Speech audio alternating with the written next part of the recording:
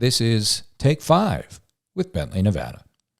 In the studio with me again today is Tim Sykes, Partner Sales Manager for Augury, deeply involved in the Bentley, Nevada relationship. And Tim has had quite a bit of experience with solution sales. And Tim, during the break, one of the things you were talking about, and we kind of alluded to it in the last episode, is this idea that the subscription-based model changes the dynamic. You know, the old model is the customer shoulders the burden of virtually everything. They have to buy all the infrastructure, they have to install it, they have to maintain it. In a lot of cases, they're the ones that have to use it. And so the time to value can be quite long because that initial cost is very high. But there's another difference. The person that sold you all that doesn't really have any skin in the game. So if you don't get any results, it's kind of like, too bad, so sad.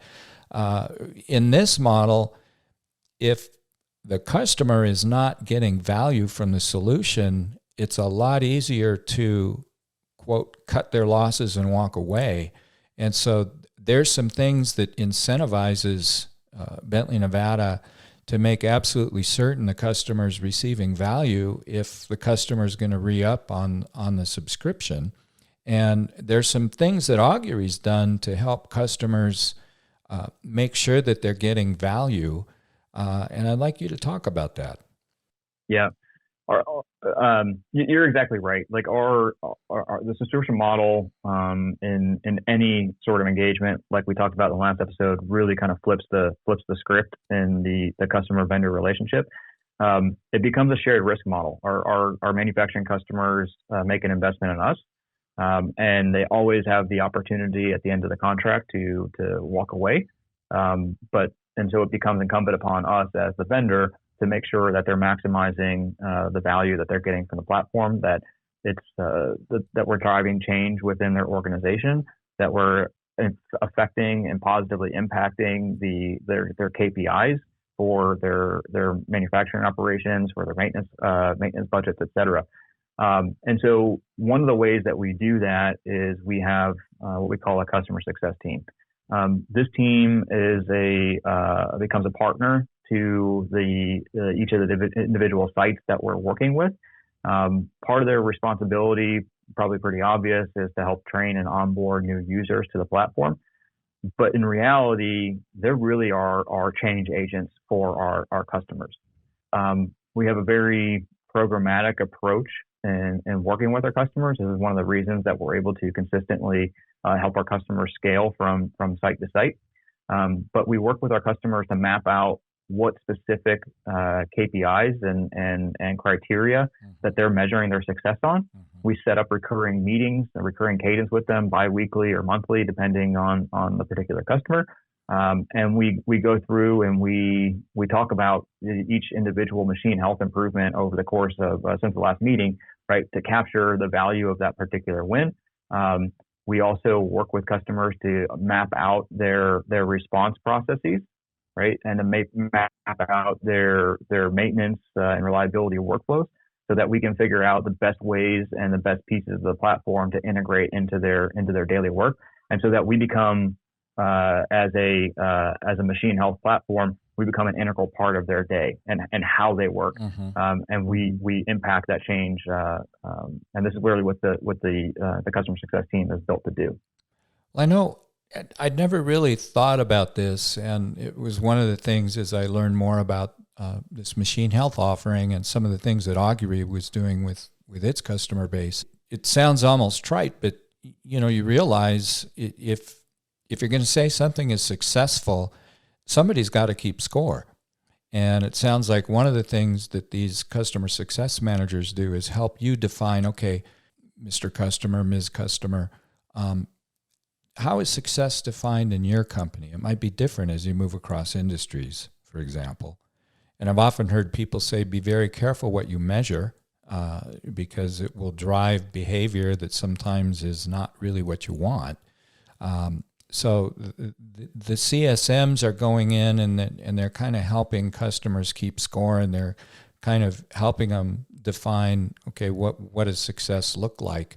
But they're doing more than that, is also what I heard you say, Tim. Yes, certainly the success planning and the definition of success is one of the one aspect of their role, and then the scorekeeping, as you refer to it, is kind of an ongoing thing that we do. But again, it's really about the change management, and it's about inspiring and motivating we typically have like what we call a site level champion at our customers. So this is somebody typically like a maintenance manager or somebody on the maintenance team who's going to interact with the platform pretty regularly. They become a partner to our customer success manager. And we help them identify best practices for encouraging use of the platform, driving engagement. We do some gamification in the platform to encourage sites to compete against one another for which site is the top performing. Some of our larger customers were handing out trophies, right, to the best performing sites. So we really try to encourage and drive that sort of behavioral change that we think the technology can help to drive. And this is baked into the offering as well. This isn't some kind of incremental thing. You're getting this just like and we haven't, which kind of brings us to maybe the next topic for the next episode is this might seem a little nebulous to people because we've been talking about kind of the outcomes as opposed to, okay, well, what's the technology that really makes this happen? But the point is, just like the infrastructure and the sensors and the cloud and all of that is basically part and parcel of the offering, so is the customer success manager that comes with this offering. So it's all bundled, and it truly is a solution as opposed to a box of technology. Yeah, nothing that we've talked about in any of these episodes is additional or incremental to the offering, Steve. Everything is bundled into one, like you said. Well, Tim, this is fascinating. For somebody who's kind of been part of this condition monitoring world for 3 decades.